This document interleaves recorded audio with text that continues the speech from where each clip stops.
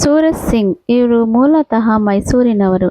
ಇವರು big boss season Kannada 12ರಲ್ಲಿ wild card ಸ್ಪರ್ಧಿಯಾಗಿ ಎಂಟ್ರಿಯಾಗಿದ್ದರು. ಹಾಗೆ ಇವರು ಅಂತಾರಾಷ್ಟ್ರೀಯ ಶಿಕ್ಷಣವನ್ನು ಕೂಡ ಪಡೆದಿದ್ದರು. ಆದರೆ ಇವರು ಒಬ್ಬರ ಪ್ರೀತಿಯನ್ನು ಪಡೆಯಲಿಕ್ಕೋಸ್ಕರ ಅವರು ಆ ಶಿಕ್ಷಣವನ್ನೇ ಬಿಟ್ಟು ಇವರು ಕರ್ನಾಟಕಕ್ಕೆ ವಾಪಸ್ಸಾದರು ಅಂತಾನೆ ಹೇಳ್ಬೋದು. ಹೌದು, ಯಾರ ಪ್ರೀತಿಯನ್ನು ಅವರು ಪಡೀಲಿಕ್ಕೆ ಅವರು ಇಲ್ಲಿಗೆ ಬಂದರು ಅಂತ ಈ ವಿಡಿಯೋದಲ್ಲಿ ನೋಡೋಣ. ನೀವೇನಾದರೂ ನನ್ನ ಚಾನಲ್ನ ಫಸ್ಟ್ ಟೈಮ್ ನೋಡೋದಾದರೆ ಲೈಕ್ ಮಾಡಿ, ಶೇರ್ ಮಾಡಿ ಮತ್ತು ಸಬ್ಸ್ಕ್ರೈಬ್ ಮಾಡಿ. ಸೂರಜ್ ಸಿಂಗ್ ಇವರು ಮೂಲತಃ ಮೈಸೂರಿನವರು ಆಗಿದ್ದು, ಹಾಗೆ ಸೂರಜ್ ಅವರಿಗೆ 21 ವಯಸ್ಸು ಆಗಿತ್ತು. ಹಾಗೆ ಅವರು IT MLCಯನ್ನು ಮುಗಿಸಿ ಉದ್ಯೋಗ ಮತ್ತು ಮಾಡೆಲ್ ಫಿಟ್ನೆಸ್ಗೆ ಉತ್ಸಾಹ ಕೂಡ ಇವರು ಹೊಂದಿದ್ರು. ಹಾಗೆ ಇವರು ತಾಯಿ ಚುರೀರಾ ಅನು ಕಾವೇರಮ್ಮ, ಹಾಗೆ ತಂದೆ ರಮೇಶ್ ಸಿಂಗ್.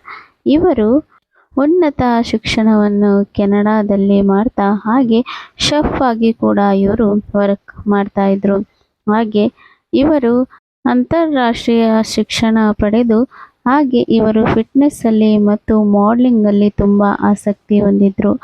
ಇವರು ತನ್ನ ತಾಯಿಯನ್ನು ತುಂಬ ಪ್ರೀತಿಸ್ತಾ ಇದ್ರು. ಹಾಗೆ ತನ್ನ ತಾಯಿ ಒಬ್ಬರೇ ಇರೋ ಕಾರಣದಿಂದ ಅವರು ವಿದೇಶದಲ್ಲಿ ವೃತ್ತಿಯನ್ನು ಬಿಟ್ಟು ತನ್ನ ತಾಯಿಗೋಸ್ಕರ ಅವರು ವಿದೇಶದಿಂದ ಮೈಸೂರಿಗೆ ವಾಪಸ್ ಬಂದರು. ಹಾಗೆ ಅವರು ತನ್ನ ತಾಯಿಯ ಜೊತೆಯಲ್ಲಿ ಅವರು ಇರಲಿಕ್ಕೆ ಬಯಸ್ತಾ ಇದ್ರು. ಹಾಗೆ ಸೂರಜ್ ಅವರು ತನ್ನ ತಾಯಿ ಮೇಲೆ ತುಂಬಾ ಪ್ರೀತಿಯನ್ನು ಇಟ್ಟಿದ್ರು. ಮತ್ತು ಈ ಕಡೆ ಸೂರಜ್ ಅವರು ಕೂಡ ಅವರು ಬಿಗ್ ಬಾಸ್ ಕನ್ನಡ ಸೀಸನ್ 12ಕ್ಕೆ ಅವರ ಎಂಟ್ರಿ ಆಗುತ್ತೆ.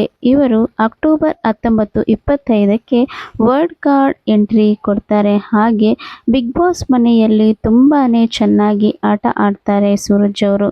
ಹಾಗೆ ಅವರು ಶಾಂತ ರೀತಿಯಲ್ಲೇ ವರ್ತನೆ ಮಾಡಿ ಎಲ್ಲರ ಜನರ ಮನಸ್ಸನ್ನು ಕೂಡ ಕದ್ದಿದ್ದಾರೆ ಅಂತಾನೆ ಹೇಳ್ಬೋದು. ಹಾಗೆ ಈ ಕಡೆ ಬಿಗ್ ಬಾಸ್ ಮನೆಯಲ್ಲಿ ಶಾಂತ ರೀತಿಯಲ್ಲಿ ಆಟವಾಡಿ ಹೆಸರುವಾಸಿಯಾಗಿರುವ ನಮ್ಮ ಸೂರಜ್ ಅವರು ಅನೇಕ ಫಿಲ್ಮ್ ಮತ್ತು ಧಾರಾವಾಹಿಗಳಲ್ಲಿ ಕೂಡ ಬೇಡಿಕೆಗಳು ಹೆಚ್ಚಾಗಿವೆ. ಹಾಗೆ ಈಗ ಪವಿತ್ರ ಬಂಧನ ಎಂಬ ಧಾರಾವಾಹಿಯಲ್ಲಿ ಸೂರಜ್ ಅವರು ಕೂಡ ನಟಿಸ್ತಾ ಇದ್ದಾರೆ. ಹಾಗೆ ಇನ್ನು ಸಿನಿಮಾಗಳಲ್ಲೂ ಕೂಡ ಅವರು ನಟಿಸ್ತಾರೆ ಅಂತಾನೆ ಹೇಳ್ಬೋದು. ಹಾಗೆ ಸೂರಜ್ ಅವರು ಕೂಡ ತುಂಬಾ ಫೇಮಸ್ ಆಗಿ ಮಿಂಚ್ತಾರೆ ಅಂತಾನೆ ಹೇಳ್ಬೋದು. ಈ ವಿಡಿಯೋ ಇಷ್ಟ ಆದಲ್ಲಿ ಲೈಕ್ ಮಾಡಿ, ಶೇರ್ ಮಾಡಿ ಮತ್ತು ಕಮೆಂಟ್ ಮಾಡಿ. Thank you for watching.